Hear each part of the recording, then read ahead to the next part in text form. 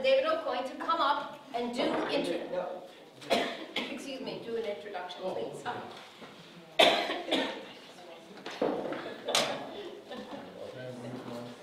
Well, we count it a privilege to be Oh, here. you know what? I don't think I pressed it. We count it a privilege to be here, and I think what we mentioned earlier, the pastor prayed about Rhode Island. One of the mission statements for the Rhode Island Family Institute is that we want our state to be a place where God is honored, where religious freedom flourishes, where families thrive, and life is cherished. And if you've been in Rhode Island for any length of time, you know that those are all challenges in our state. And so Dr. Michelle Cretella is she's a pediatrician, she's a mom. She's also was the executive director for the American College of Pediatricians. And she's been a national spokesman for life, but especially I remember my first introduction was on the transgender issue, that this was stealing her occupation and really abusing kids. And she was one of the first people I know that really raised the flag and made that known. And so she'll be addressing, our title of our seminar is The Porn-Free Family. And you realize that porn is affecting so many aspects of our lives and especially the family. So she's going to address that from her perspective.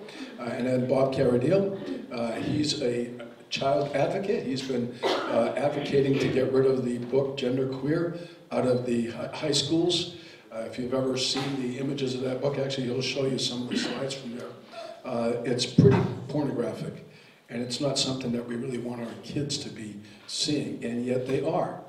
And so he's been tirelessly addressing that, and not without resistance against what he's doing. But he's been before school boards advocating for this, and so he's going to address that area, what we can do.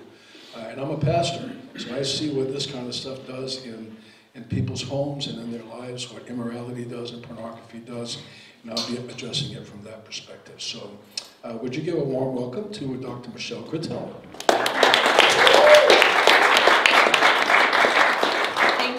Thank you so much. So a good place to start is with definitions. Porn, depiction of sexual behavior, not only in pictures, but in literature, so writing and or even lyrics, musical lyrics, intended to cause sexual excitement, curiosity, and or desensitization, grooming. Pornography has been recognized as a public health crisis, particularly in this digital age. Sadly, kids, especially teens, but even younger, will intentionally seek out porn as their sex education because they can do it in secret. And porn sites get more visits than Netflix, Amazon, and Twitter combined. So this is a huge problem. And the reason this is so frightening when you consider porn in children is that children are learning that sexuality has nothing to do, it doesn't mean love and intimacy, no, it means violence, control, degradation, and humiliation. Among teenagers, 90%, now this 90% stat it was pre-COVID, and we all know with the lockdowns that porn use escalated. So prior to COVID, 90% of teens were exposed and or using porn by age 18, and the majority thinking it's harmless. Is it really epidemic among children? Well, one US survey found that 90% of 3rd grade to 10th grade students admitted being exposed to pornography online. And the first exposure was as young as age 5, kindergarten. The average age of exposure is 10, especially for boys, but it's a problem among girls as well. And the big culprit here, of course, are the smartphones. Our tech, especially, whether it's iPads, but especially the smartphones, make pornography easily visible accidentally, highly accessible, affordable, because it's free, just a click away, anonymous, and additionally addictive. Pornography by itself, in and of itself, is addictive, but so are the digital devices addictive. So you have a double whammy when you combine the two. What is the impact on our young children when they are exposed to sexuality images or information that it's simply above and beyond what they should be exposed to? Prior to, I would say, the triumph, we really have had the triumph of comprehensive sex education in the sexual revolution. But when I was growing up in the 70s, there was still recognition of this latency period a sexual latency period prior to age 12, where kids were supposed to be innocent. Because why? They're supposed to be kids. They're supposed to be learning how to play games, encourage them to investigate nature, exercise, form friendships, hobbies, to really grow their minds and explore. Well, all that is disrupted when they become exposed to images and or descriptions in school. For example, my oldest, he's 25 now. When he was in second grade at Westerly Public School in second grade, he came home with a notice to, it was just a typical handout sent home for parents. The title of it was, here's how to educate your kids about racism. It had nothing to do with skin color. Front and back was all about, here's how you explain homosexuality to your child. And it was handed out. This was a K-5 school. It went home to with all kids at that time. Okay? Kids react with all sorts of negative emotions. Fear, shock, guilt, disgust, anger, embarrassment. Repeated exposure to pornographic images can lead to outright clinical depression, anxiety, and even post-traumatic stress and trauma. Wow. We are also increasingly across the country seeing reports of elementary school children sexually assaulting their peers. This was probably a good 5 years ago now. I got a call from an attorney to provide some expert testimony in a case that involved a 5-year-old girl in her kindergarten class. She went to use the girls' room, but a non-binary identified kindergarten, a fellow 5-year-old boy who identified as non-binary or trans and was allowed to use the girls' room, was in there when she went, and he sexually assaulted her. Now, so you have, our kids, so this is a combination in that case of kids being exposed. This child the 5-year-old was exposed to sexual behaviors via porn in his environment, and on top of it, he was labeled or quote-unquote diagnosed as trans, which allowed him access to the girls' room in kindergarten. This little girl was being raised by her single mother. The school system vilified and investigated her mother. Now, in the end, they did receive justice, but this is the insanity in which we live. Children who become addicted to porn, the younger they are, the more entrenched the addiction can be, and it can last a lifetime. Among teenagers, the research on teenagers and porn goes back further than with elementary school kids. We know that what they view on porn, that becomes their version of reality. They expect this to happen. They too will want to act out with their boyfriends, girlfriends. Yes, and or particularly, half siblings or full siblings, cousins. We are seeing more assaults even within family. anytime you have a lower age of sexual activity, you have more sexual promiscuity, so you're going to have more sexually transmitted infections, you're going to have more unwanted pregnancies, because there is no perfect birth control, there is no perfect condom, and even if there were, teenagers, well, I know a heck of a lot of adults who don't use them properly, and teenagers are even worse at following directions. So the answer, you know, the answer is virtue. The answer is Christian virtue and behavioral training. The answer is the natural family. That's the ultimate answer. Arming our natural family. And one on this slide, it's ironic because those who've been promoting the sexual revolution from even back in the 30s, it's all about sexual pleasure. Oh, we need to educate kids in sexual pleasure. Well, the irony is, when you follow the sexual radicals to their logical end, it leads to sexual dysfunction. The addiction to sex will ultimately lead to not being able to enjoy sex. Porn has been documented to be as addictive as hard drugs. The psychological cycle is similar. A young person starts using porn, they then act out, they feel shameful, they know at some level, they know it's wrong, right, because they're doing it in secret. That promotes shame, and so they go back to it to feel good again. And that's essentially how drugs and any addiction, whether it's gambling, eating, any addiction works in that fashion. The reason children and teenagers are more easily drawn into addictive behaviors is because their brains are not fully developed until 25 years of age.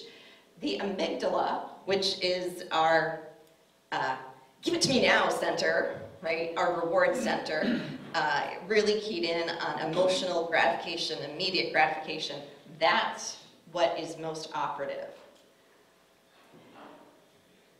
During the teen years and into the early 20s, that is when the frontal lobes, the frontal cortex, is getting hardwired, so to speak, and finished. And that's where you see your adult thinking and your adult capacities begin to function.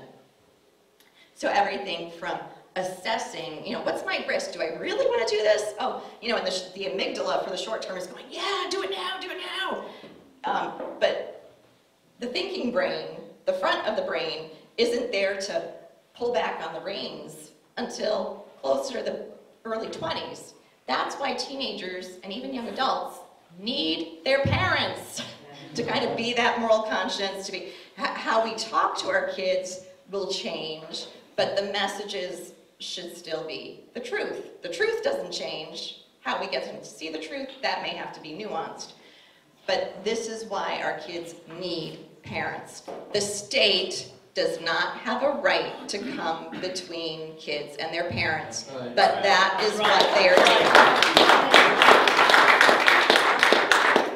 And this is just another image to show. Similarly, at age 5, you still have a lot of green, red, and yellow areas, which are the more immature areas of the brain. It's not until your 20s that you're seeing the cortex, the reins, if you will, being truly finessed and finished off.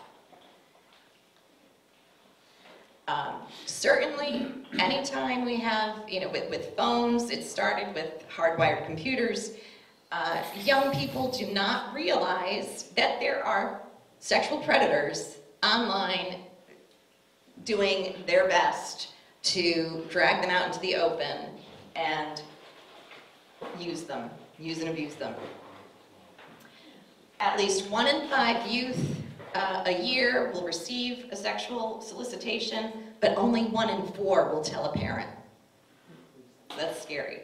National Center on Sexual Exploitation is a wonderful organization. They are fighting pornography. They are fighting sex trafficking. It's a wonderful resource for parents, legislators, educators, churches.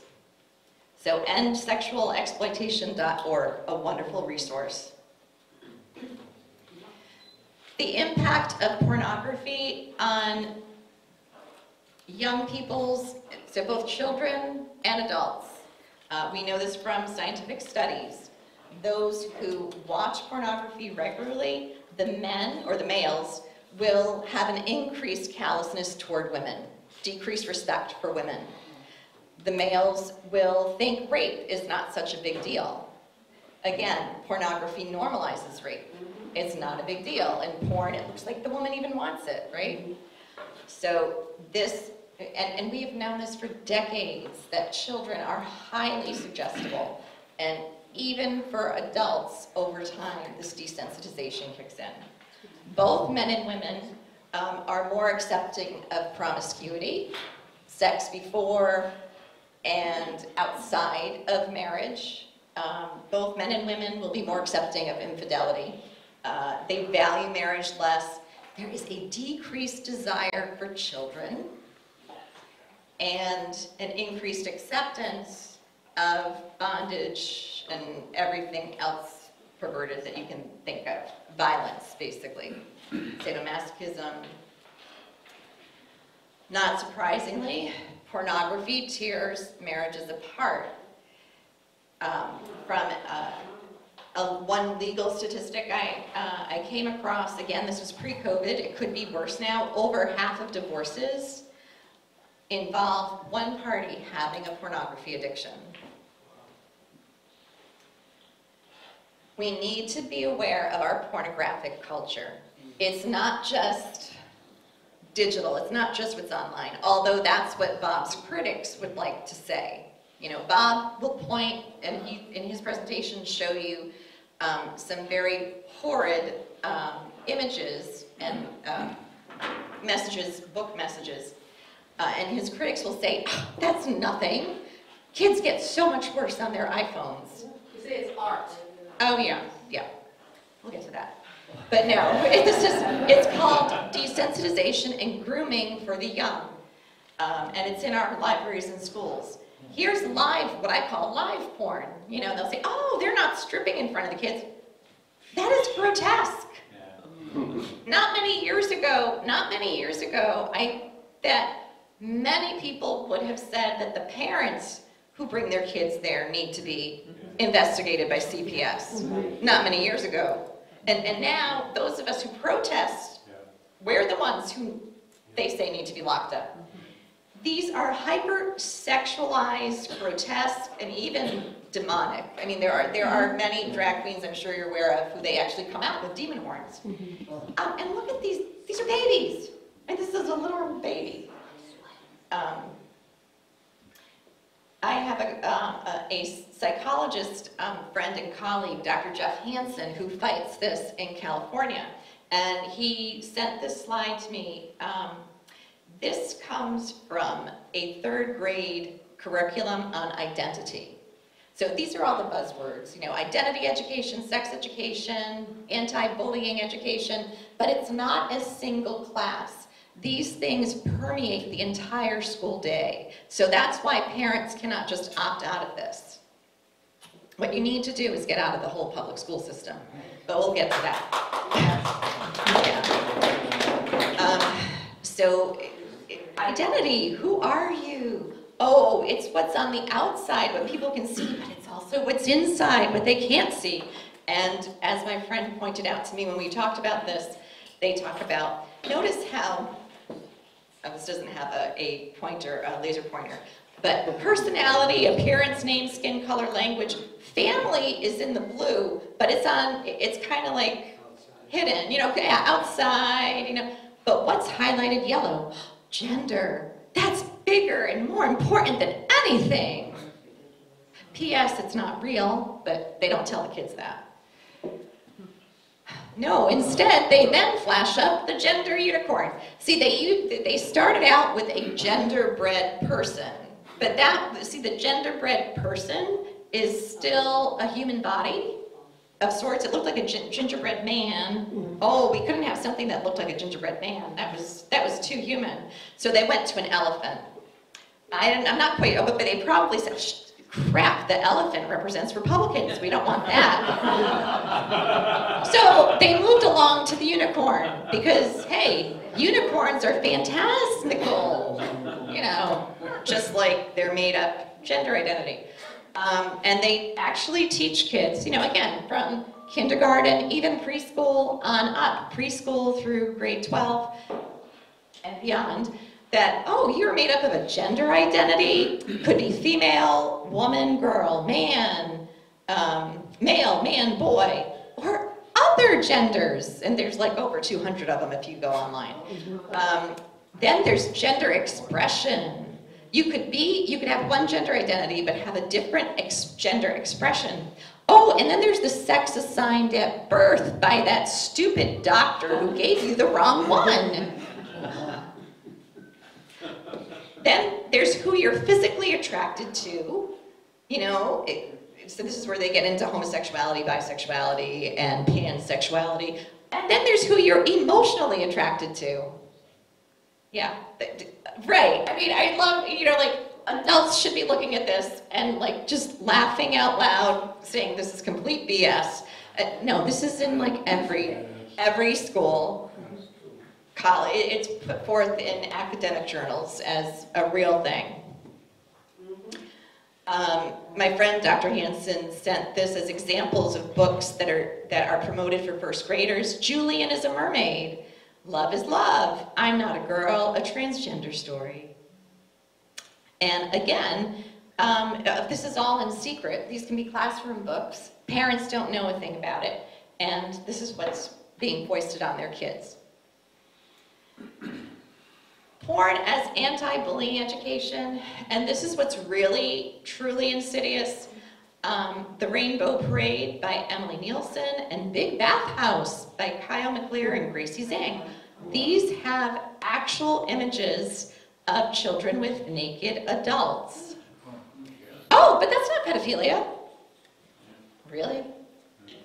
It sure is HE double hockey sticks, making kids think it's okay to be around naked adults.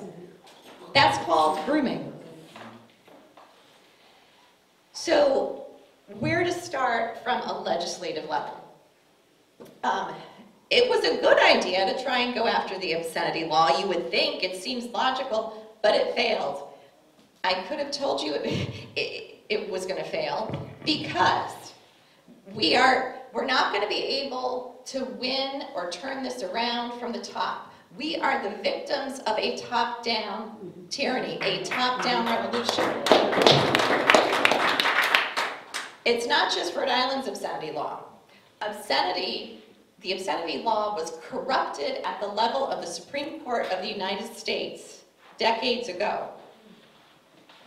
This started, if you want to, you can Google Judith Reisman, Dr. Judith Reisman. And she's also published several books. I mean, she passed away, I think, just 2 years ago. But she has published several books on Dr. Alfred Kinsey. He was a bisexual pedophile, and it is his junk science, which was funded by J.D. Rockefeller and promoted by Hugh Hefner and taken up by Planned Parenthood between 1930s through 1970, and it continues beyond. But Kinsey and his disciple Walter Pomeroy, we have those men to thank for the triumph of the sexual revolution, along with all the billionaires like Rockefeller who funded him and Hefner who linked him with porn. The Supreme Court of the United States defined obscenity in completely ambivalent, subjective terms. And their definition is the same definition we have here in Rhode Island, as well as in every state across the nation. Which is why when our brave Sam Azzanaro said, hey, well, let's just extend the obscenity law to include graphic novels which are being used to groom kids, the other side was able to go up and say, well, look over here how it says, oh, obscenity is whatever the typical community standard is, or, so who gets to define that? And it's a valid objection. But it was cooked in at the Supreme Court level. And there's not a conspiracy theory. It was a conspiracy from the beginning. It's always about the revolution. It's not an endpoint. It's a culture war. And like St. Paul said, our fight is not with those of flesh and blood. It is the powers and principalities of darkness. No human being could have planned this. I mean, it's insane. So unfortunately, we're not, we're not going to win from the top down. We have lost from the top down. Where we win is a combination of on our knees, and we have got to do everything we can to save families and to educate families and to particularly parents and grandparents so they can educate their children, number one. Now, in just the past week, I received news that Virginia and that Pornhub actually left the states of Virginia and Mississippi because those states passed age verification laws for going to, I guess, adult websites, accessing adult content, and apparently those laws are so rock solid, Pornhub actually stopped transmitting. Said, oh, fine, if you're gonna, it sounds unbelievable to me, but with you all being in politics and wanting to educate legislators and go that route, let's find their laws, let's emulate and reproduce their model legislation. Let's go for that, because Pornhub is the #1 purveyor of this smut. I mean, if we can get them to leave, that's huge. I never would have thought that possible. So age verification laws, that may be a legitimate thing. For protecting the natural family, for empowering parents, we must protect school choice. Most especially, school choice in general, and most especially homeschooling. And one thing that I'm super excited to be a part of is working with the Rhode Island Family Institute to promote church co-ops, homeschool co-ops at the church level. Why? Because this isn't just about science.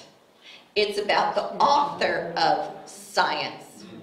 Science doesn't tell you, or us, doesn't tell us what we should do. Science can tell us what's possible to do. It doesn't tell us if it's good or evil. God's law tells us, is it good or evil? We need, we lost the culture war because we as Christians stopped evangelizing in every area of our lives. I can't tell you, I stepped back from leadership in the American College of Pediatricians. Our board of directors is 14 wonderful pediatricians. Half of them are devout evangelicals, the other half are devout Roman Catholic. And I said to them, I was in leadership, from 2005 to 2021, but for the last 10 years of that, I kept pushing them, listen, we're losing because we're only talking about the science. There was a time when theology was recognized as the queen of the sciences. We've got to bring Jesus Christ into this together. And sadly, even the Christian Medical Dental Associations and the Catholic Medical Association keep it separate. They don't argue from Jesus Christ and science in the same papers. They keep it separate. That was the enemy's first deception. The Enlightenment period, when man said, reason is enough. We don't need God or any particular religion. Reason, human reason, can tell us what's good or bad and where we can go. That was the first mistake. The country was founded on Christian moral principles. kick those out, you don't have the same country. It's impossible. So protecting school choice, parent rights, that's huge. And that's what we need. So I hope we can go forward from there. Thank you.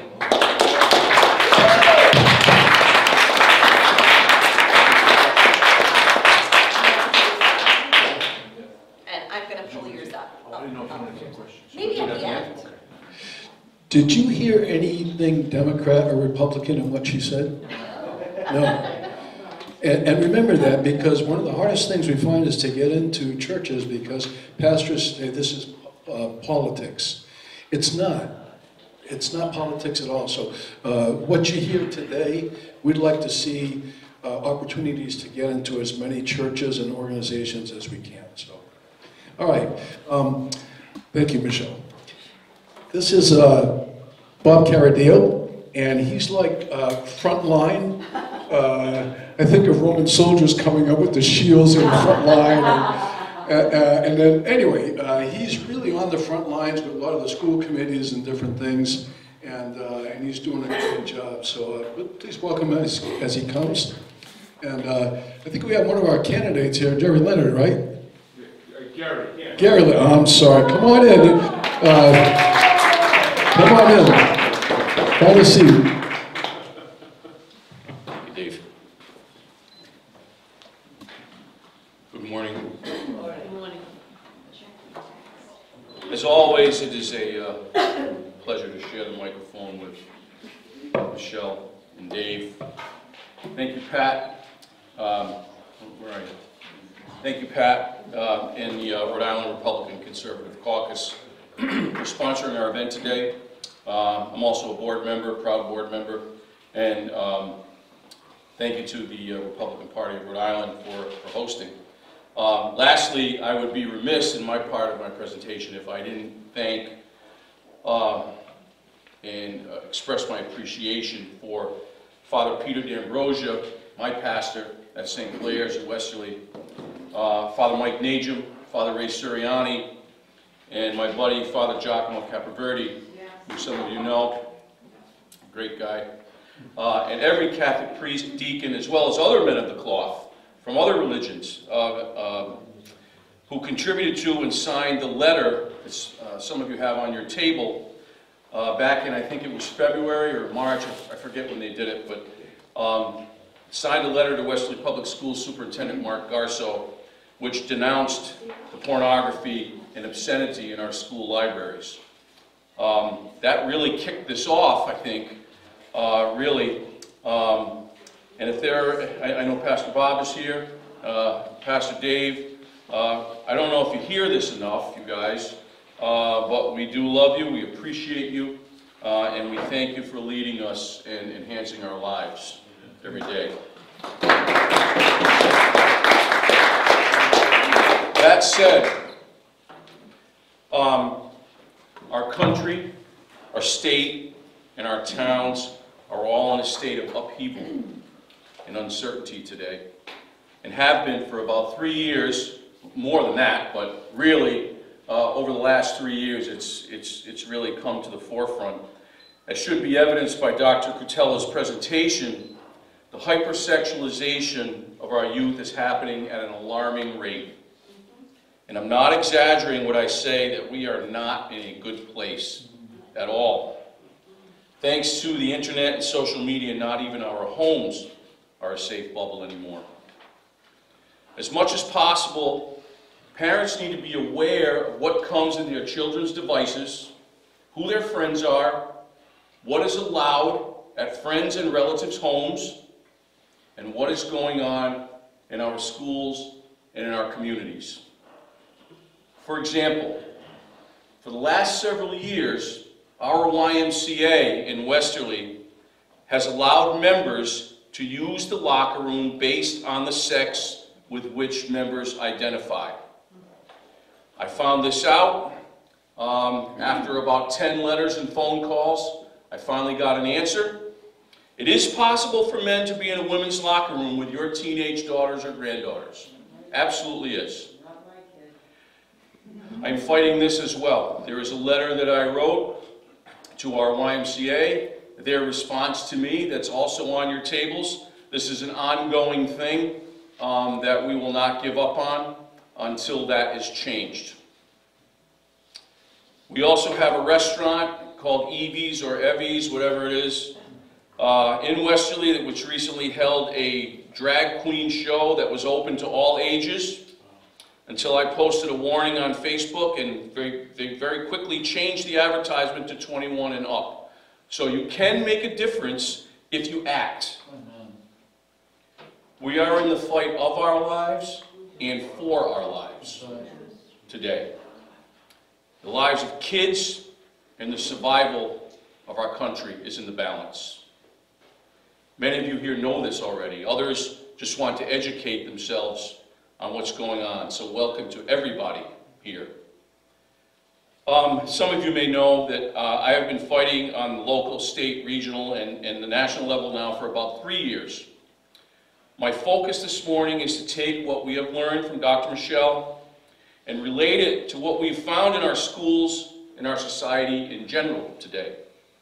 By the time we're finished, you'll leave here with the tools you need to ask the proper questions of your school officials, including your rights under PPRA, the power of public records requests, and other things parents and grandparents can do to protect Jesus' most prized possessions, our children.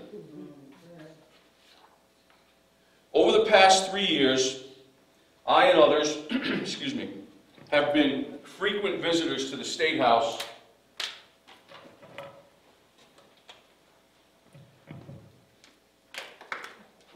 working with our elected officials to both pass and defeat legislation on behalf of the youth of our state. If you have any doubt at all that some in the elected House and Senate seek to do our children harm, consider this. Last year, I and others testified against a bill authored by Tiara Mack, which mandated the teaching of pleasurable sex to children as young as 6th grade. With our help, the bill never made it out of committee.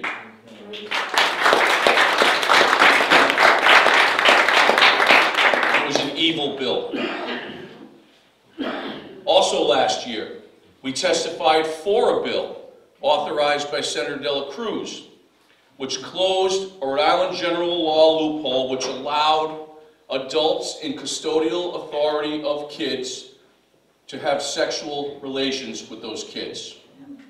With our help, that loophole was closed, and Jessica's bill became law last year, about a year ago. Our next goal is to get the age of consent raised from 16 to 18, and my friend Representative Morgan is going to help me with that. She's already on it anyway. We testified in front of the House Judiciary Committee in opposition to a bill which would allow library media specialists and teachers to provide sexually explicit materials to kids in school. In fact, Representative Morales based his bill on what we were doing in Westerly to try to combat that. Westerly High School Library Media Specialist Marianne Mirando also testified in favor of it. And finally, I also testified in favor of a bill which would hold these same people that I just mentioned accountable for the distribution of this filth. The exact opposite of the bill I just described. So there are some nasty, filthy, rotten things going on at the State House right now and nationally, which we will continue to fight. Bravo. Thank you. As David said, this is not a Democrat, Republican, left, right, liberal, conservative thing. It's a moral issue and it's a kid issue. It transcends politics. In our opponent's view, it's right and good that the lines of right and wrong and safety are blurred between child and adult. That is not okay. That kids must be exposed to sex at an early age and should be having sex whenever they want. I believe, and you believe, differently. This is wrong. It's child abuse. And those perpetuating these acts should be arrested, prosecuted, and jailed. That's what we need. That's why I filed a criminal complaint against Westerly Public Schools, which I'll discuss, and why I and others continue to trek to the State House, do TV, radio, podcast, write about what's going on, anything we can do to fight for these kids. And we will continue to do so. We will never quit. Never will we quit. Some other parents like Ramona and Susanna from North Kingstown learned that the Rhode Island Department of Education, RIDE, has established a new set of sexual education standards. They're recommending a curriculum called Health Smart, which aligns with these standards. This is slated to roll out across Rhode Island in September in grades 5 through 12. We don't know which districts will adopt it, but all parents need to be aware of this possibility. The Health Smart website, which is healthsmart.etr.org, healthsmart.etr.org, used to have all the lessons displayed there for everybody to see once you register. Now, due to the work of the above-named people and others who identified controversial lesson plans that were posted there, Health Smart now has hidden these inappropriate lessons from view, revealing only the most innocuous ones. Here are a few examples of inappropriate lessons from the Health Smart curriculum. Hey, it worked. How about a condom hunt for 14-year-olds? Visiting a local store to find condoms. What kind? How much do they cost? Are they lubricated? They have spermicide? What's the expiration date? Would you buy them here? This is for 14-year-olds, folks. How about this one? It's about Harley and Drew, where Harley pressures Drew to have sex. They want to wait. This isn't a lesson plan, okay? They want to wait until Drew's little brother falls asleep. Harley tells her how much he loves her. None of this, by the way, ever goes home with the kids. It's called a consumable, which means only the teacher and the students have it. Parents never know what's going on.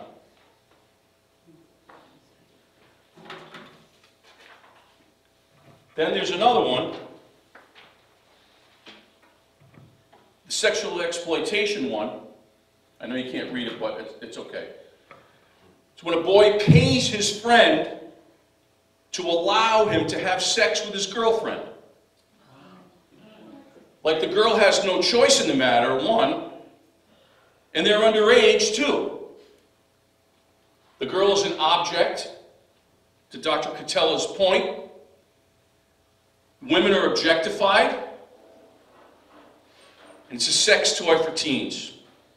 All parents in the 5th grade should make it a priority to go to their local school committee meetings and ask if the new RIDE health standards and the Health Smart curriculum are on the table, and fight for a non-controversial sexual risk avoidance curriculum instead. You can fill out a public records request, or you can attend. And if you need help doing that, I can help you. Bob, could you repeat that? What we're requesting? Yes. You want to go and either attend the meeting, a school committee meeting, or send a public records request to your superintendent asking if the Health Smart curriculum and the new RIDE health standards are on the table for your district. And request what type of curriculum? You want to ask if the RIDE health standards... I got that, but then you said something else, to request... Ask if the Health Smart curriculum is being considered. Okay? And if you need help filling out a public records request, I'm happy to help you, or any of you. Rhode Island Family Institute aims to give parents medically accurate and morally acceptable options in this area. My story, moving forward, regarding the hypersexualization of Westerly's kids began with the book Gender Queer back in December of 2021. Some of you may have seen the video. Many have. The book itself is a memoir, graphic novel about a young lady who is confused about her sex. While that is troubling, my biggest issues were with the graphic, obscene, pornographic, and pedophilic images in this book. I have included a few of them here. I'll let these speak for themselves.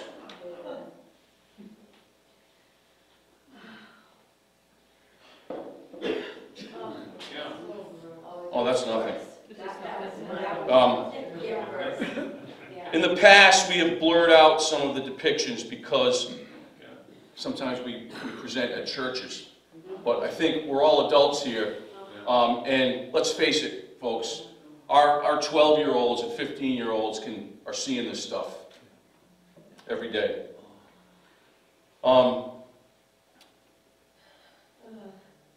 The worst one, here's another one. Oh, my God. But that's art. Yeah. That's what we were told. Now these are depictions, they're not pictures. And I'm going to talk about our Attorney General in a minute. Gutless Attorney General. This is considered okay. This is the worst one, and I'm going to leave it up just for a second. This is called a courtship scene. Okay? That is how they get around something like that.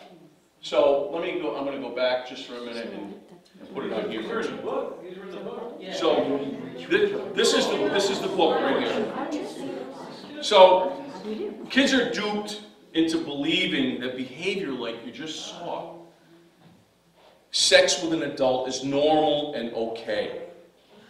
And to piggyback off Dr. Cretella again, I can't get into all the scientific parts of it, of course, but the brain is not developed enough for these kids at this point in time to know, to fight the urges, and they're easily duped, and that's what sexual predators do.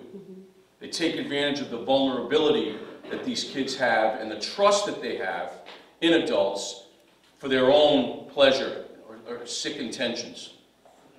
Think of a kid reading this book and thinking in his or her mind that it's bothersome, it just doesn't seem right, but then his coach or teacher or neighbor tells him that it's okay, that it's a good thing, convincing him or her to go against what they know in their heart is wrong. This is what trash like this can do to kids. And how old are these kids exposed to this book? This book is in, and I can't speak for the other towns. I don't know if you all have it in your towns, but it's in the Westerly High School library where 85% of the kids are under 18. It's in Providence, too, the high school library. So you can check that out. You can go on to your get access to your district's electronic card catalog and search all the books that you want. These are the worst kind of criminals, folks. Sexual predators who prey on kids. They will probably not be rewarded when all is said and done. Yeah, we will when our children are safe. At the December 8th, 2021 Westerly School Committee meeting, some of my supporters, as you remember from the video if you saw it, held up blow-ups of the depictions that I just showed you. So the school committee, and the live audience and those watching on TV could see them. So they couldn't see them, excuse me. Well, at the same time, I read some of the disgusting excerpts from the book. Some of you may have seen the video. Again, thousands across the country and world have as well, thanks to that gentleman right there, a great patriot rolling the valley, my buddy. True patriot, that man. The remarkable yet hypocritical thing is when 7 of Westerly's teachers both crowded around me and attempted to block anybody from seeing the video. These teachers fought like crazy to keep the book in the library, yet tried to hide its contents from the school committee and the viewing public. Why is that? Why do you think that is, right? Thank you, Susan. One of the sign holders. Yes, yes. They knew the book had no place in our library, where, as I said, 85% of the kids in the Westerly High School are under 18. And they didn't want the public to see the graphic images contained in the book that you just saw. If I had done what they had done, I would have been hauled out of there and arrested in 5 minutes. Nobody did anything. My First Amendment rights were violated. Nobody did anything to stick up for me. If I had done it, I'd have been gone. How did the school committee react to this, you displaying these pictures? What was their reaction to it? They said I hit a new low. Really? Yeah. My question of what is the educational value of a book like this, which depicts an adult and a child fondling each other's genitals, and as well as two children performing oral sex on one another, that has not been answered to this day. And why is it in a taxpayer-funded school library for minors? Also not answered. I followed every step I was supposed to in order to get this book removed. I completed a request for reconsideration form. I met with then Principal Hoban and Library Media Specialist Mirando, Purse Superintendent Garso. A 9-person committee consisting of Westerly Public Schools personnel and parents of students was assembled to read and evaluate the book. Now, mind you, if you didn't have children in the school, even though you were a taxpayer, you were not eligible to be on that committee. So we can pay, right, our taxes, but because my kids are 29 and 30 and out of school, I don't have a say. That's wrong. They deemed it appropriate, did this committee. The names of the committee members, even though I asked for them via ACT request, were not released to me, in spite of several requests. Once informed that the committee voted to keep the book in the library, I appealed, per procedure, what the reasons were that they kept the book in. No response. A few weeks later, I lost my appeal.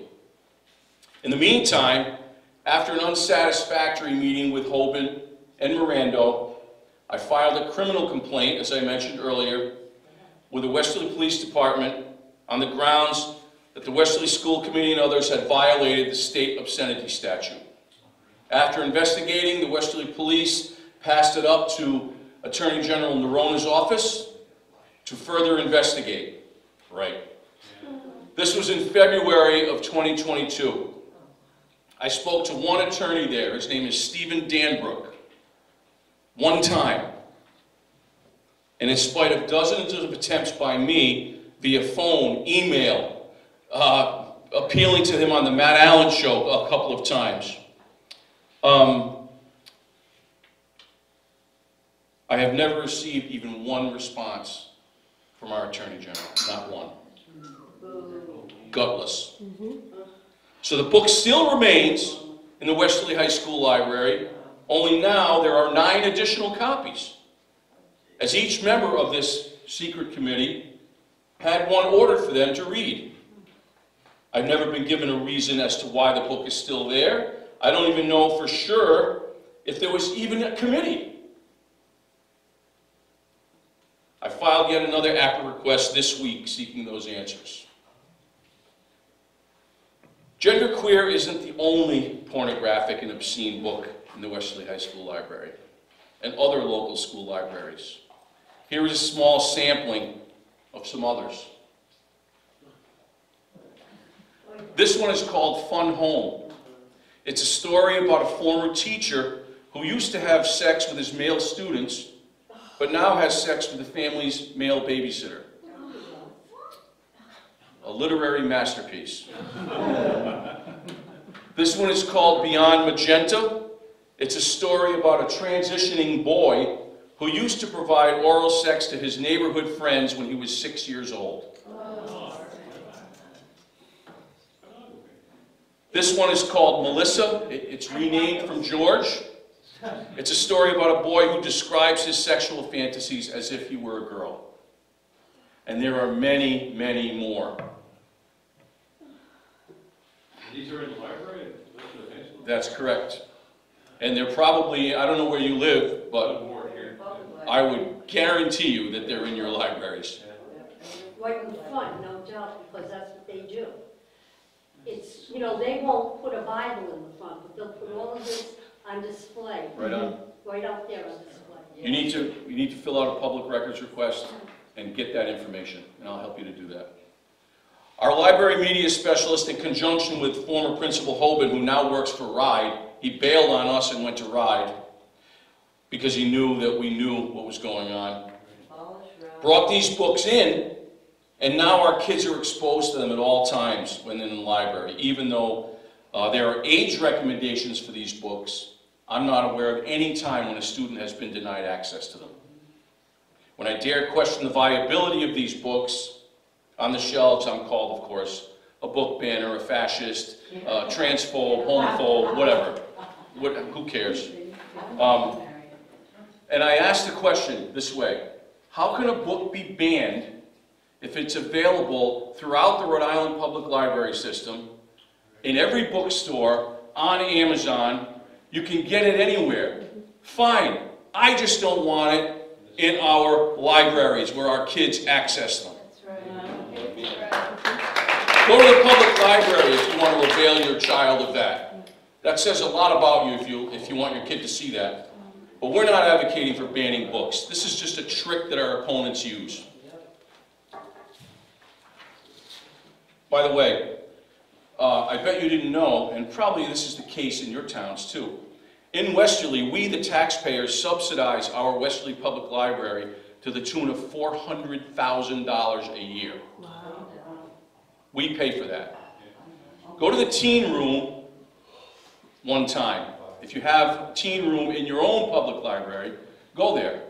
If you live in Westerly, go there and see what they have there for kids to read. A couple of months ago, I went there and I checked out about 10 books because I got that email from you, Michelle. Checked out, it's filthy, about 10 filthy books aimed, I guess, at kids 5 to 12 or whatever. I checked them all out. And I just had to return them this past week. So at least for 2 months, kids couldn't read them. Whatever. Thanks to the work of others, it was also found that, and this is very important, that non-age appropriate books were also available to students within some teacher classroom libraries. These books were unvetted, right? Because many times the teachers will bring them in themselves, and there's no vetting process for them. I always say I do believe that the vast majority of our teachers are really good. They care, they take their job seriously, they really do care about our kids.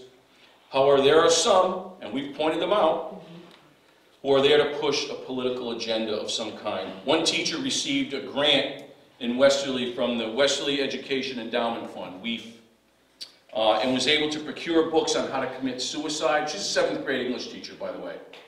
How to commit suicide, as well as other inappropriate material for middle school kids.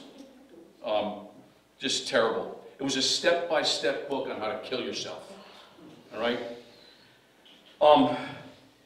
Like I said, while most teachers are good, teachers' unions are not. The NEA and AFT are the most Marxist, America-hating, kid-hating groups that we have on the planet today.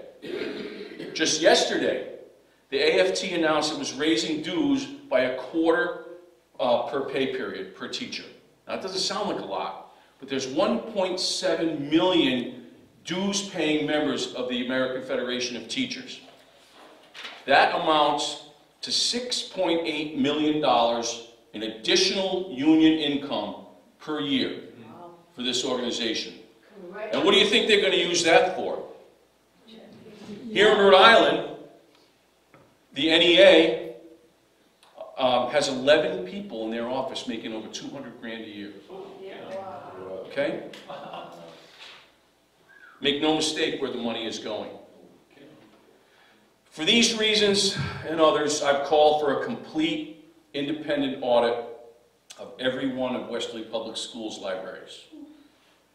This audit would examine every title, reveal its age recommendations, and recommend whether or not the book should remain on the shelves. This is something we took for granted that our library media specialists and our principals were taking care of. But they seem to take the American Library Association and the New York Times reviews as gospel. So if a book is recommended by either of those two sources, it's a shoo-in to get into the library. Dan Kleinman of the New World Library Association has offered to audit our school libraries for nothing. And we are trying to get that done, working with our school committee. The rationale is we just spent $65,000 on an equity audit, which gave us the same information we've had since 2019, and we're spending close to over $3 million on an artificial turf field with money we don't have. So I would think that in the safety, caring about the safety of kids, if we can get something done for nothing, we should do it. So we'll put a little bit of pressure on our school committee people to put their money where their mouth is, or no money where their mouth is, in this case, and stick up and fight for these kids.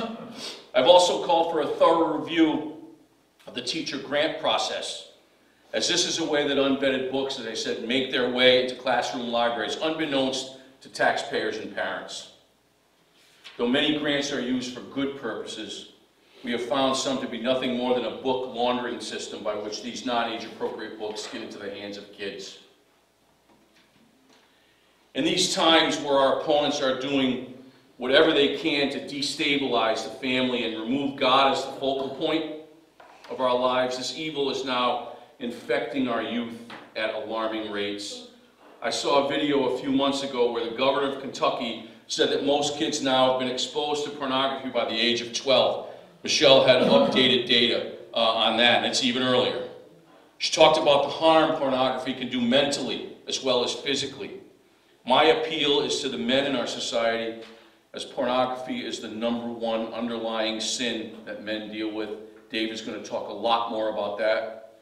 As we men, along with our wives, are the backbones and gatekeepers of our families' morals, especially our kids, I ask that you ask God for the forgiveness and the grace to change in this area if you need to.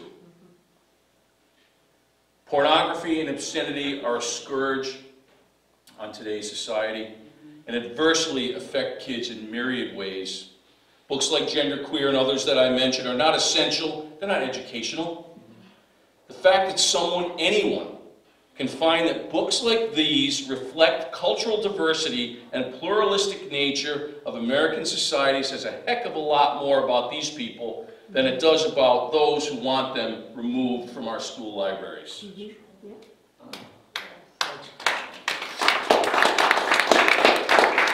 As our priests said in their letter, while in school and on computers, most, if not all districts block inappropriate sites and content from being viewed by students, and that's a good thing. However, where our schools fail, according to our priests, and they're correct, in the selection of this obscene, lewd, and non-age appropriate books that are distributed in our school libraries. There's a disconnect there, which needs to be closed. I have spoken of the myriad ways leftist elites are utilizing to create upheaval in our country, with their ultimate goal, in my opinion, of bringing the country down. Destroying a generation or two of its youth is one surefire way of accomplishing that goal.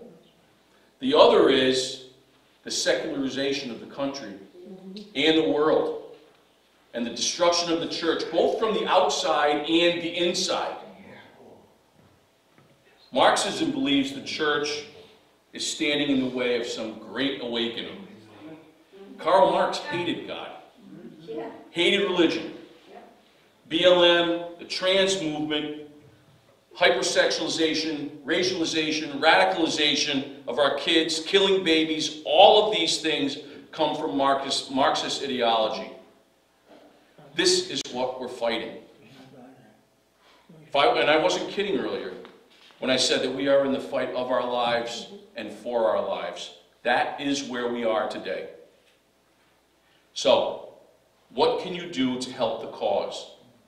To fight to keep pornography and inappropriate sexual content out of our schools.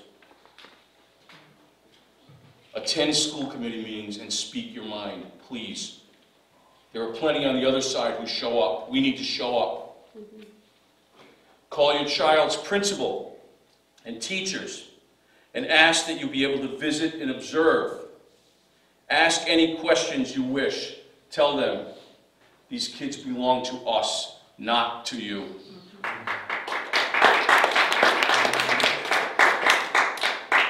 Read education news from all sources, but especially from sources like Legal Insurrection, Judicial Watch, The Daily Wire, Epic Times, Rhody Report, Ocean State Current. There are others. Keep up to date on bill submission and progression at the State House. There's a website for that you should become familiar with. File public records requests, like I mentioned earlier, and ask for information regarding curriculum or anything else you want to know about what's going on in your kid's school or your grandchild's school. Know your rights under the Protection of Pupil Rights Act, PPRA. This includes things about student surveys, social emotional learning, instructional material, and the unauthorized disclosure of personal information on these surveys. They're very dangerous. And I would say this, opt your kid or your grandchild or whoever, you tell your kids and their kids, opt them out of every single survey in school. Do not allow them to take a survey. America First Legal is a great group for information on PPRA. That's Stephen Miller's group, I think. And also, the guy from Virginia helped me out a lot. Ian Pryor helped me a lot with PPRA stuff. But America First Legal is a site that you should become familiar with. It even has a parent's toolkit for PPRA that's really great and easy to use. Write letters to your local paper is another way, expressing your feelings. Run for office, also, like some people have done. And we appreciate all of you who have done that. I have a Facebook group that you're welcome to join. It's called Westerly Residents Against Indoctrination. We've got about 1,300 people in it from all over the country. I'm on Twitter at BCHIARADIO14. We have a lot of really good people on our sites. Get a hold of me. Many of you know me. Yes, sir. So would you recommend engaging these, what I call perversions of pornography directly, like media people, stop them, engage them personally, or stay away from that kind of stuff? Engage them in what way? Verbally, have a conversation with these people who... Absolutely. Oh, of course. Of course. Get a hold of me. Most of you know me anyway, and know how to get a hold of me. Call me or message me. If I don't know a question, certainly know people who do. Last thing. We have all been given gifts from God, right? We're all good at something. This is the key, is to use those gifts in order to enhance the lives of others. That's why we're here. In this case, it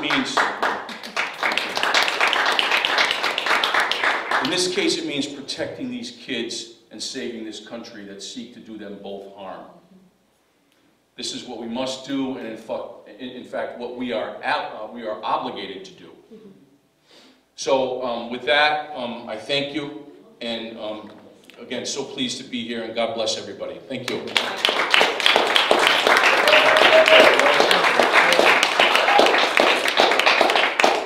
There's a question over here. I think we'll take them at the end, if that's okay. Is that all right?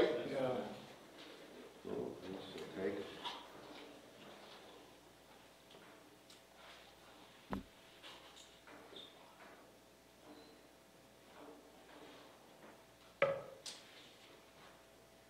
actually put pictures from genderqueer on my Facebook page, and Facebook told me that it violated their Me too. standards of decency and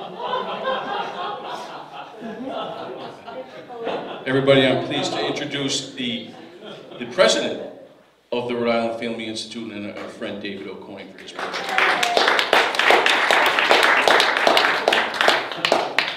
I think when Bob mentioned that God gives us gifts and talents, you can see what he's done for Bob. He's like on the front lines, and Michelle too, but he's got that gusto. You know, I work a lot with churches and pastors, and I have to come across as very loving and patient. But you do that with some real good vinegar. Gusto. So appreciate you, Bob, really. And Michelle, it's not easy. You know, I think Michelle mentioned it earlier. This is a spiritual battle. We wrestle not against flesh and blood, but against principalities and powers in high places. It's a spiritual battle. And so you need to be praying for Bob, Michelle, myself, others that are involved in this. Pat Morgan, she's gone up against it in the House. And I had a conversation with you the other day, and what she kept saying was, I can't believe it's common sense. Why don't people just think normal anymore? How many have thought that, you know? And she, yeah, two hands. And she really is out there trying to protect parents' rights and all these things. And she's pretty much, I'd say, as far as even the party, you're pretty much alone. We'd love to do this kind of presentation to, let's say, a Republican caucus, and she doesn't think we could even get that opportunity to do that. And that's the Republicans. So anyway, you can't take anything for granted. So you've already heard, this was an article I read the other day, and it kind of blew my mind. When there is no more Father's Day, wouldn't that be something? And the article went like this: as strange as that may sound, that day may be closer than you think. If we listen to transgender activists, politicians, and some educators, gendered words are outdated, antiquated, and oppressive. Recently, moms were the victims of this. To change language over Mother's Day weekend, mothers were appalled to hear that they were being referred to as birthing people. In an extreme effort to separate language from biological sex, I guess that would make fathers non-birthing people. Whatever labels the left tries to use to replace the word father, nothing can replace how important that word is and the person of a father, how important they really are. Jesus used the word father, used the word far more often than I realized. Check it out for yourself with the concordance and you will be surprised. He used it both in the context of his relationship with his Father and of ours as well. Matthew chapter 5, verse 16, in the same way let your light shine before men, that they may see your good deeds and praise your Father in heaven. Not everyone who says to me, Lord, Lord, will enter the kingdom of heaven, but only he who does the will of my Father who is in heaven. Matthew 7:21. The article goes on to say, God the Father exercises parental care for us perfectly, better than any earthly father. In fact, according to Acts 17, verse 28, in him we live and move and have our being. We are his offspring. He not only cares for us, but for this very reason we exist. Sadly, the last few generations of public school students have not been taught that God is their creator, let alone their heavenly Father. Instead, they've been taught the theory of evolution, and I think it goes back to a lot of this. I don't think we realize how much that whole theory of evolution has changed the way that our culture thinks. Just the idea, specifically without God in the picture at all, we are, according to popular theory, just random accidents, not the creations of a loving God. Yet, biblically speaking, we know that we were created in the image of God, with both purpose and relationship in mind. So the feminist agenda and transgender movements may have sought to disassociate the word father from anything good, but on Father's Day, millions of children and families across America to show their appreciation for fathers and celebrate their dads with cards and gifts that will strengthen their family bonds. Now, to be sure, our earthly fathers are not perfect, and all have made mistakes, whether big or small. But love and forgiveness are keys to making families work the way God intended. I've seen that in my own life. My dad was an alcoholic growing up, good guy, truck driver, provided well for our family, but he was an alcoholic. And but my Heavenly Father redeemed that situation and turned it into a blessing. My dad was 55, and we did some tough love on him. My mom was going to have a breakdown if he continued doing what he was doing, and so my wife called my mom called my wife, and my wife very loving, and my wife loved my dad. The sun rose and set on my wife and my daughter. But she said, Pauline, if you need to do something. You need to pack his bags, or you just aren't going to be able to make it. So we did. We drove. We were living in Brockton, drove down to New Bedford, packed his bags, put them on the front steps, and he had retired early from truck driving, and now he was bartending, which made it a lot worse. And I said, Dad, please don't make me call the police. Your bags are on the front steps. Please come and get them, and don't make us call the police. I know if fire could have come through that phone, I would have been a cinder, but he did. And it took only 3 months for him to realize that he had a problem. And he actually went in at 55, went into a detox, came out, got active in AA, and changed his life. He actually went back, got his GED, quit school in 10th grade, and he enrolled in Bristol County Community College in an alcoholics counseling course. And after going through that, he got a job at Edgehill in Newport. And he hated paperwork. He said, all I want to do is work with alcoholics. and he did. So all I'm saying is that God redeemed that situation, but he was not the dad that I wanted. And it was tough unlearning a lot of things that I had caught. It was more as caught than taught growing up. So each one of us are motivated to help your own family as well in different ways.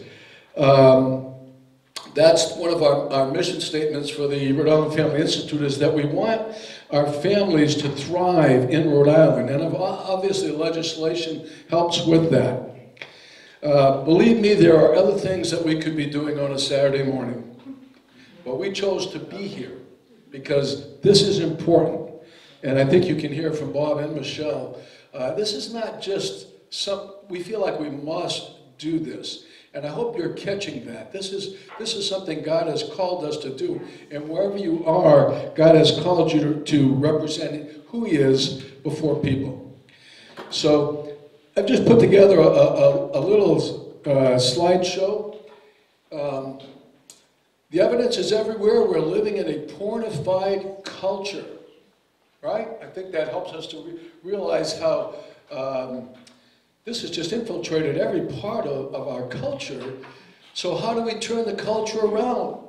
Is it too late? And where do we start? So I want to suggest that we start with the family. Where do we start? The porn proof. We call this seminar Porn Proofing Your Family. It starts with dad. I don't want to sound sexist or chauvinistic, but I'll try to build my case with that. Whoops. What happened? There we go. Malachi chapter 4, verses 5 and 6. See, I will send you the prophet Elijah before that great and dreadful day of the Lord comes. He will turn the hearts of the fathers to their children, and the hearts of the children to their fathers. Or else I will come and strike the land with a curse. Right now, I think America is feeling the sense of that curse. God is not pleased. As parents, as fathers, have we done our job? And let me tell you something. I've made a lot of mistakes as a dad. Lots of mistakes. Fortunately, I have family members who have forgiven me time and time again. It wasn't that long ago that I said, Cindy, I'm sorry. Do you ever know you marry opposites attract? And my wife is very mild, and I can be very pushy and rude. And so she accused me of being rude the other day. She says, "You are really rude." And I said, "You're just so sensitive." Do you ever have those conversations? But God pairs you up because you need some sharpening and some changing in certain areas. This is not a marriage counseling seminar. But I do say that the porn-proof family has to start with dad. Now, years ago, there was a movie called Courageous. And the whole guys that put those movies together, they were awesome. They were all family movies and they were Christian. The song goes like this: "We were made to be courageous. This is our resolution, our answer to the call. We will love our wives and children. We refuse to let them fall." That's quite a challenge. Being a great father, I like this quote. It's like shaving. I thought of you with this, Bob. Being a great father is like shaving. No matter how good you shave today, you have to do it again tomorrow. You know, every once in a while I think, is there a way to get around shaving every day? But when I let it go and I look what I look like, I know I better shave. Proverbs 17:6, the glory of their, I think we've forgotten a lot of these values. The glory of their sons is their fathers. What are dads supposed to do? They're meant to provide their sons with weightiness for manhood. And I think the feminist movement has tried to undermine all of that. And this is nothing against women. Jesus said, actually Paul, in Christ there's neither male nor female, nor rich nor poor, slave or free. The idea is we're all equal. But we do have different roles. And God created us male and female. And I think we need to remember that. So through dads, young men learn to be anchored in what? Yeah. How important is that today?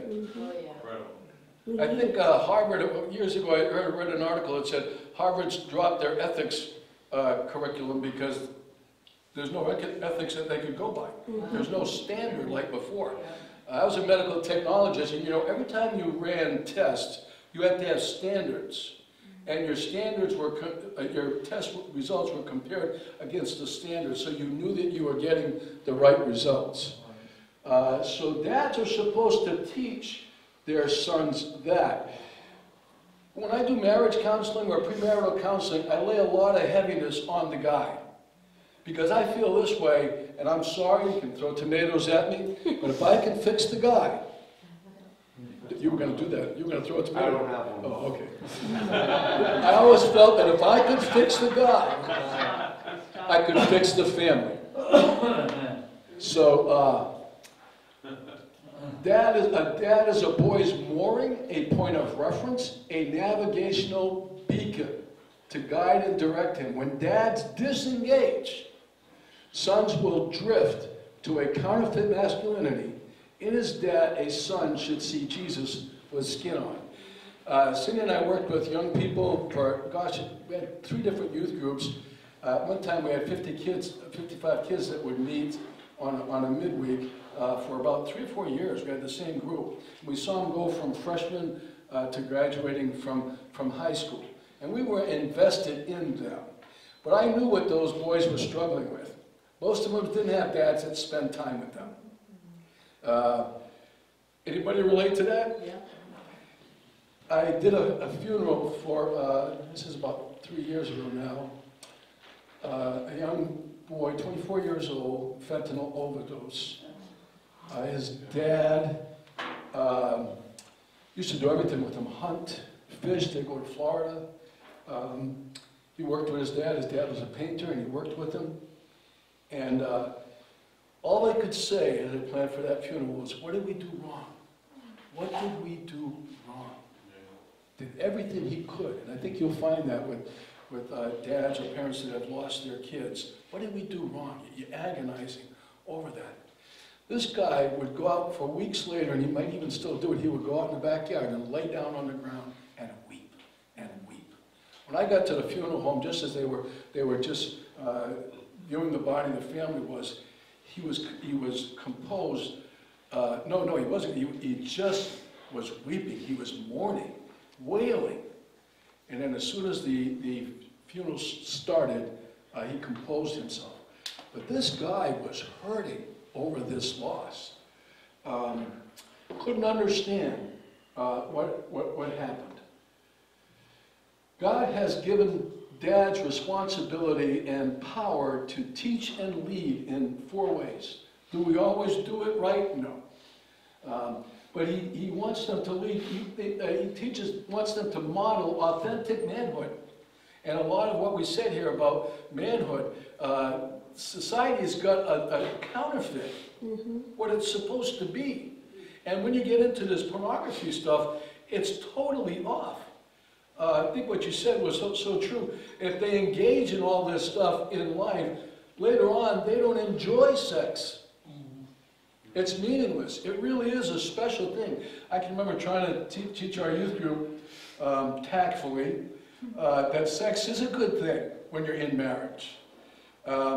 Fire in the middle of my living room is not good, but fire in a fireplace is great. And sex in marriage is wonderful. Sex outside of marriage, oh, it's prudish. You're old-fashioned. You're puritanical. But no, there's a reason why God created sex for marriage. There's a lot, and physically there's a lot of bonding that goes on, and I mean, there's a lot of chemical things that take place physically. God knew what he was doing.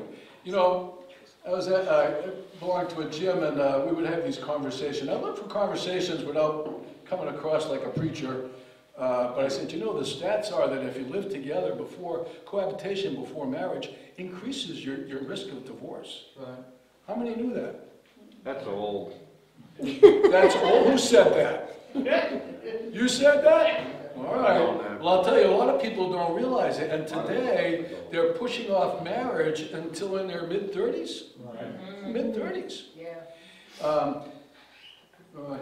Anyway, to help them discover and develop their gifts and talents, that's important for dads. But if dads don't spend time with their kids, they don't even realize what those gifts and talents are. They're going to teach them life skills. Life is tough. I don't like movies with unhappy endings. I got to watch a movie that has a happy ending. So there aren't too many movies out there like that. But one of my friends says she likes fantasy movies because reality is so difficult. Reality is painful. And so we can teach life skills, how to deal with things like that. That's part of parenting. I think we've forgotten that. And then to give affirmation of the manhood he hungers for. I tell men in our church, men learn their spirituality from other men. That's just the way it works. We gravitate towards other men that we see that are spiritually growing, and we want to be around them. Men learn their spirituality from other men. And it's the same with women with their daughters. I used to watch my daughter sit at the table, and my wife would go like this. Within a few minutes, I'd see my daughter like that. So there's a lot of mimicking and things that go on just by way of example. More is caught than taught. When dads are absent, Jesus is the answer. You know, a lot of the prisoners in our prisons are fatherless. The Mass Family Institute did a wonderful study on it, on their website, mafamily.org. Fatherlessness is very difficult to handle. When dads are absent, though, Jesus is the answer. Right. We lived in Brockton, and I used to do a Bible study for the guys at the Teen Challenge Center there, which is a Christ-centered rehab program. And I'll never forget Jimmy Olsen. The name like Jimmy Olsen, that sticks out, right? And but I do a midweek Bible study with these guys, and Jimmy Olsen, his dad left him and his mom. He was like 3 or 4 years old, and at 5 years old, his mom died. And so he was literally on the streets. And here he was, this, you would never know it from looking, he was just a normal-looking kid. But what kind of life was it for him growing up? What kind of role models did he have? None. None. But he was absorbing all the love and all the teaching about Christ and God's love and the fellowship of the guys around him. I don't know, I guess I like spiritual things, maybe I'm a pastor, but look at these verses. How great is the love the Father has lavished on us, that we should be called the children of God. And that is what we are. The reason the world does not know us is that it did not know him. Dear friends, now we are God, the children of God, and what we will yet be has not been made known, but we know that when he appears, we shall be like him. We shall see him as he is. Fathers and mothers as parents are very different. God did not intend for those differences to cause conflict. I've learned that over the years, and I still learn it. We must learn to value our differences. Children need both father love and mother love. Again, just to compare, and I'm just using my family as an example. My wife is very mild. She doesn't like to offend anyone. Personally, I don't like to offend people, but I often do it. I don't even realize that.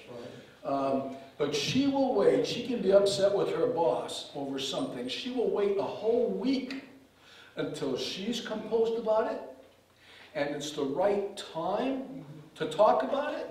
She has that kind of sensitivity. And I have to admit, I'm envious of that.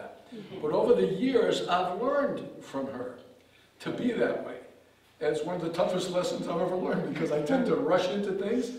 I think we did this couple thing one time, and I scored off the chart on impulsive.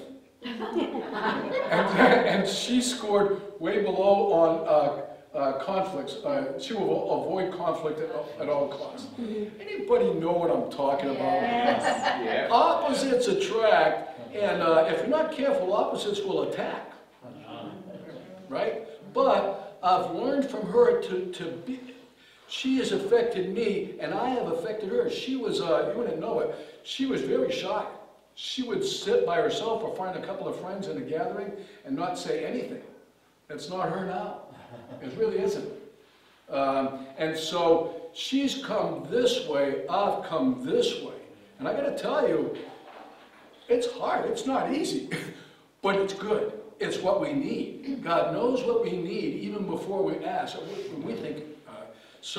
Anyway, just the idea that children need father love and mother love.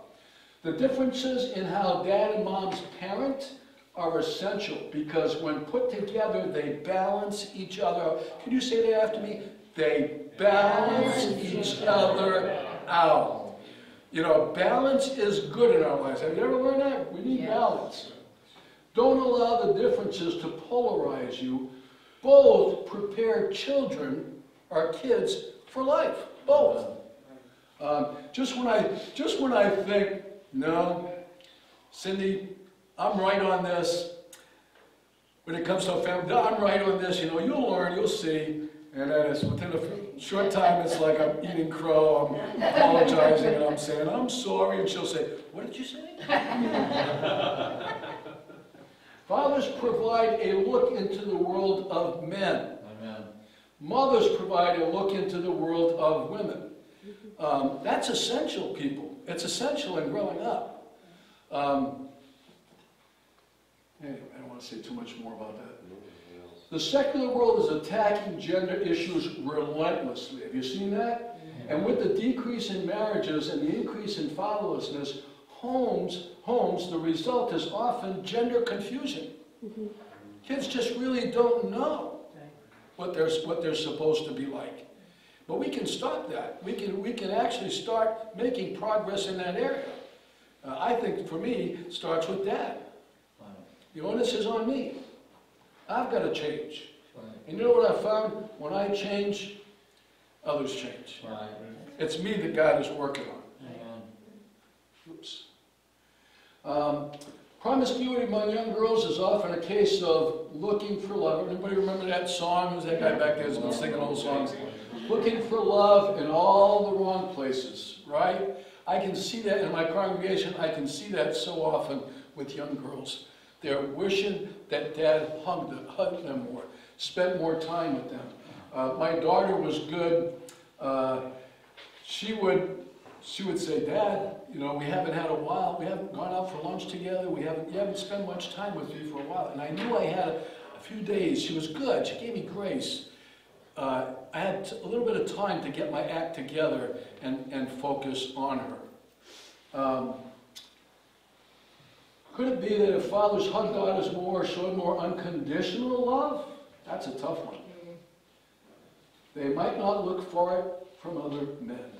I think a lot of the online stuff that takes place is young girls looking for an adult figure in their life to affirm them.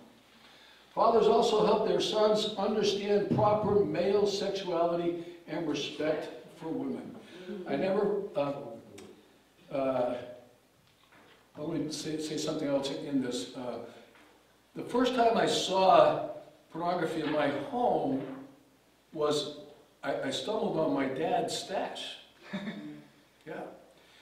And I was shocked. I must have been about 6 or 7 years old. I literally was shocked. I could not believe that he would read stuff like that. I couldn't believe it. And I ran outside with it, and my brother was in the backyard, and I said, Donald, what are you doing with this stuff? He was 3 years older than me. He said, oh, come on, Dave, that's Dad's. No. Yeah. That day, my respect for my dad dropped. I want to tell you, and it never totally recovered. Never. Because I was brought up to believe in God, and there's a right and a wrong, and that was a devastating day for me that my dad would even read stuff like that. And I'm not trying to put anybody on a guilt trip here, believe me, that's how I'm just trying to point out some things. Dads, it can start with dad in the home. Most guys are the ones that deal in pornography. Now statistics are changing, and I don't think it's because of, we used to tell our youth group, maybe I got it in here, guys are looking for sex. Guys can think sex 24/7. It's just the hormones are ticking, especially at a young age. They can think sex 24/7. I did enough studying on what it takes to be a youth pastor because I wanted to deal with the stuff that the teens were really dealing with. And so the more material you read about pastoring teens, guys can think sex 24/7. But what girls are looking for is not sex, they're looking for intimacy. Right. And there's a difference. They want a guy to share his life, what he's thinking, what he wants with life. They want to share deeper things. But here's what we learned. Guys will give intimacy to get sex. Got that? And girls will give sex to get intimacy. Two different, totally different focuses. And if you're a dad, you need to know that. So anyway, I guess I'm probably beating a dead horse with some of these things, but I'll be good at it. It's important. Fathers help their sons to understand proper male sexuality and respect for women. I think both of you guys covered that with pornography. It bypasses all those relational things. I still don't know the sigmola, what's the brain part?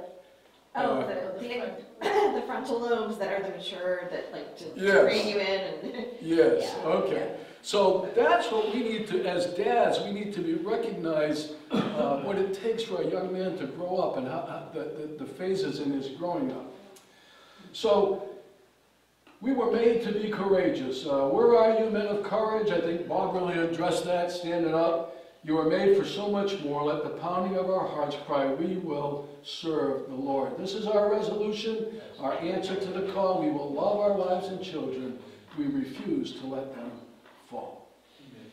I